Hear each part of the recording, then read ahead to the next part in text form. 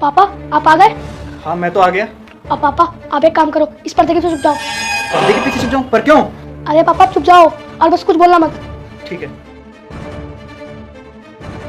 यहाँ पे खड़े घर का सारा काम हो गया? हो गया।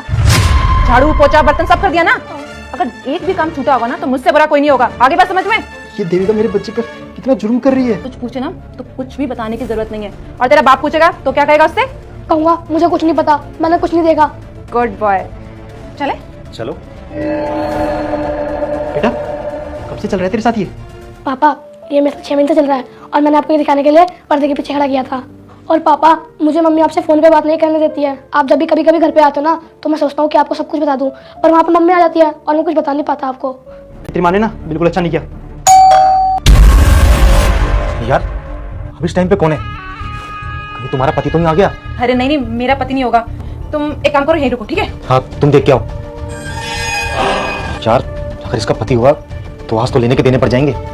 इस टाइम कौन आया है? पता नहीं पापा इस टाइम कौन आया होगा। मैं एक काम करता हूँ, मैं वापस इस पर्दे के पीछे छुप जाता हूँ, क्योंकि तेरी मम्मी दरवाजा खोलने तो आएगी ना।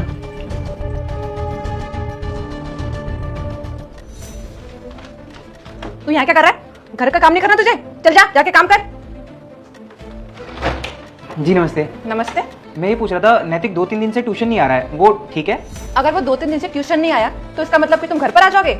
नहीं नहीं, मैं इसी सोसाइटी में रहता हूँ तो मैंने सोचा कि उसके घर ही चला जाता हूँ पूछने। उसकी तबीयत ठीक है, अगर ठीक भी नहीं हुई ना तो मैं हूँ उसका ध्यान रखने के लिए। आगे बात समझ में? कमाल है, आप किस तरीके से बात कर रहे हैं? मैं तो इस वजह से आ गया था क्योंकि उसके फादर ने मेरे को 2 महीने का एडवांस दे रखा था। अच्छा, अभी तो मैं सिर्फ बात कर रही हूँ। अगर अगली बार से मुंह उठाकर आ गए ना तो यहाँ से धक्का मार के निकालूंगी। आगे बात समझ में? ये क्या, देविका काफ़ी दिनों से मेरे बच्चे को ट्यूशन नहीं भेज रही।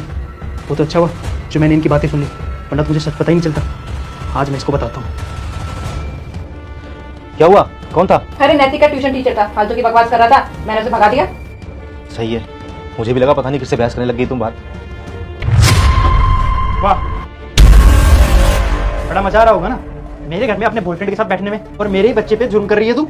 और तुझे शर्म आनी चाहिए, तूने इतने दिनों से मेरे बच्चे को ट्यूशन भी नहीं भेजा है। अरे इसकी पढ़ाई का तुझे जरा भी ख्याल नहीं आया? ठीक है, पढ़ेगा नहीं तो आगे करेगा क्या? नहीं मोनू।